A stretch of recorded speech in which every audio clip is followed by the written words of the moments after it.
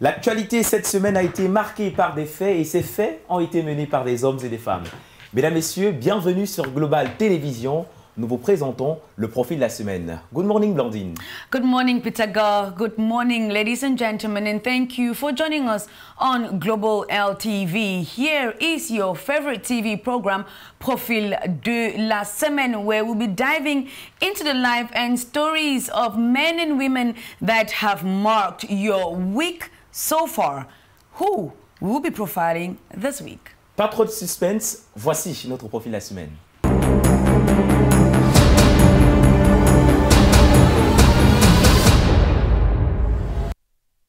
Notre profil de la semaine est bel et bien le président de la République du Cameroun, Paul Biya. Dans cette édition, nous mettons un point d'honneur sur son discours adressé à la nation le 31 décembre dernier. Eh bien, c'est un discours qui a su capter l'attention de toute la population camerounaise.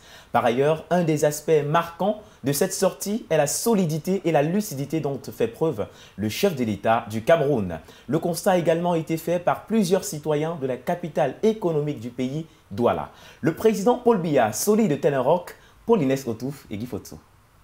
Tel un rocher, le président de la République du Cameroun s'est adressé aux Camerounais. Debout derrière l'estrade pendant plus de 30 minutes, son Excellence Paul Biya tient le discours traditionnel de fin d'année. Contre toute attente, des citoyens s'inclinent devant sa carrure imposante et la force de l'expérience dont il sait faire preuve. Aux yeux du peuple et aux yeux du monde entier, il nous a dit qu'il est encore debout. Parce qu'il a tout à fait les capacités physiques et psychiques de pouvoir faire diriger ce pays. Nous pensons qu'il faut que, c'est-à-dire qu'on revienne sur ces gens qu'il a instruits, qu'ils se mettent au travail. Une solidité qui ne cesse de surprendre, l'homme de 90 ans représente aujourd'hui une attraction car à chacune de ses sorties, le monde entier se pose la question de savoir s'il y répondra présent. Peut-être est-ce l'effet de Machantou avec son sourire, sa bienveillance ou encore sa joie de vivre qui déteigne sur le Nungi. Il y a bien des années de cela que les uns et les autres remettent en cause l'aptitude du président de la République camerounaise et pourtant il est toujours là et se présente à chaque occasion sous son meilleur jour. Quoi qu'il en soit, nous avons vu et écouté un président informé de la situation de son pays. Force est donc de constater que le président de la République du Cameroun tient bien le gouvernail et se porte comme un charme, toujours prêt à servir de guide pour son pays. Alors, on applaudit pour qui?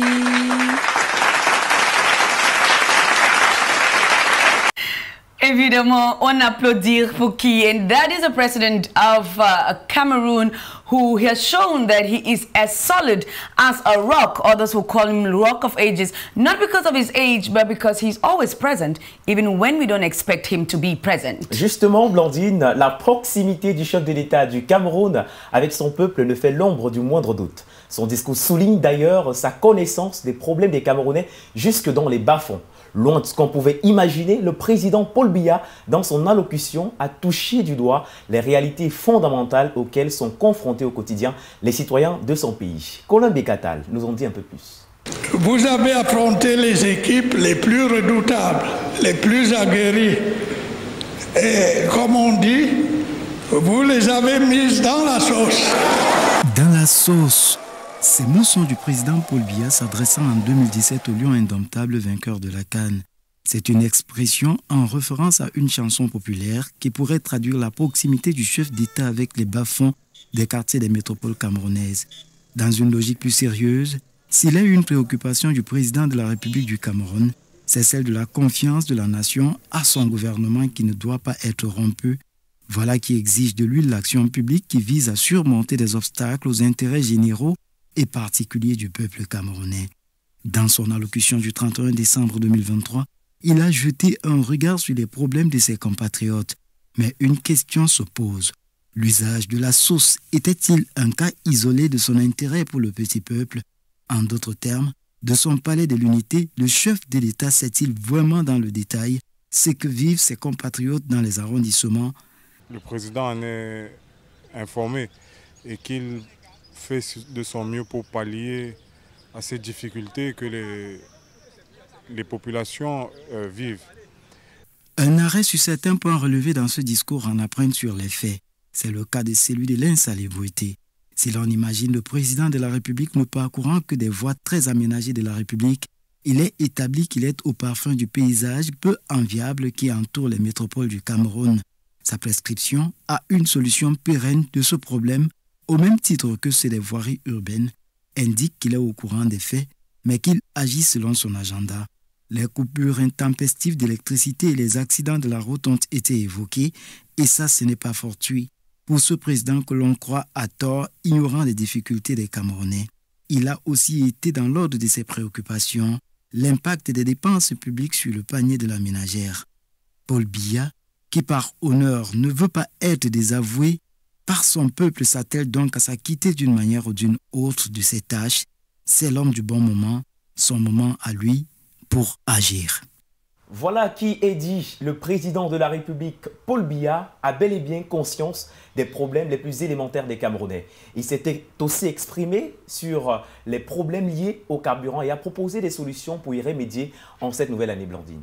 Yeah, that is left without being unsaid that the president, after his 2023-2024 New Year speech, made us to understand that he is fully aware of the situations that we're facing in this country. And not only did he make us know that, he also made us understand that he is going to make sure that he comes up with every solution possible to sort out this issue regarding the scarcity of petrol that has been a major plague in Cameroon since the year 2023, which saw major shortages in key cities of the nation. Now, while many people hope to find solution come this year 2024, the president made sure that he mentioned this in his speech, and this is what he had to say.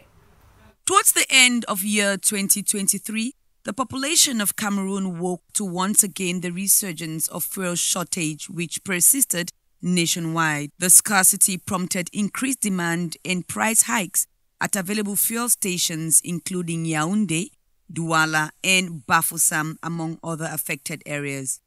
While stormy weather was regarded as one of the several reasons for the shortage, according to Energy Minister Elundu Esomba Gaston, the president, during his end-of-year speech, also made mention the lingering war in Eastern Europe as one of the reasons. As a solution, the president promised measures that will ensure constant supply in the market, indicating that the state will have to make huge financial sacrifices to subsidize petroleum product imports. Among other solutions was the rehabilitation of Sonara. With all this, the president ensures that the requisite adjustments will not significantly impact the purchasing power of households, taking to the streets to find out how the president's promise was being received by citizens. This is what they had to say. Avec le transport génère tout. Hormis le coût de transport, ça va impacter même la consommation, le transport des vivres des commerçants. Tout ça va augmenter. Donc ça fera un effet néfaste pour tous les Camerounais. Hein. Déjà pour que les vivres sortent de la brousse, les transporteurs vont augmenter et ça va impacter au marché, la ménagère, le panier de la ménagère, tout ça va augmenter. Ça sera dur, ça va provoquer une flambée de prix à tous les niveaux, sans mesure d'accompagnement. Donc la population, ça sera une pilule très difficile à avaler. Déjà pour la première fois, quand on a augmenté, malgré même l'augmentation des salaires, l'élévation du SMIC de 42 000 à 60 000, ce n'était pas facile.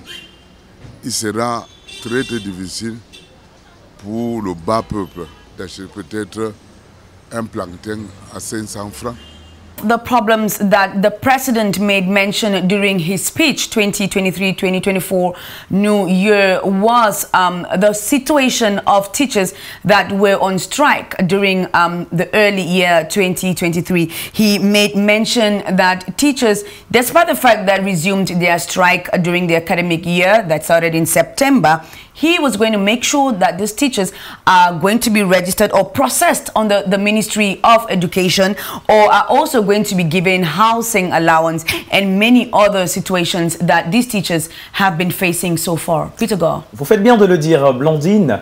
L'éducation nationale a également été abordée par le chef de l'État dans son discours. Il a évoqué le fait que les revendications multiples des enseignants mettent au rabais l'éducation de la jeunesse camerounaise. D'ailleurs, c'est soucieux de la bonne marche de cette éducation que le président Paul Biya a annoncé des mesures visant à résoudre le plus rapidement possible cette situation pour rétablir le calme et la sérénité au sein de la communauté éducative du pays. On évoque tout ceci dans cet élément. Suivons plutôt.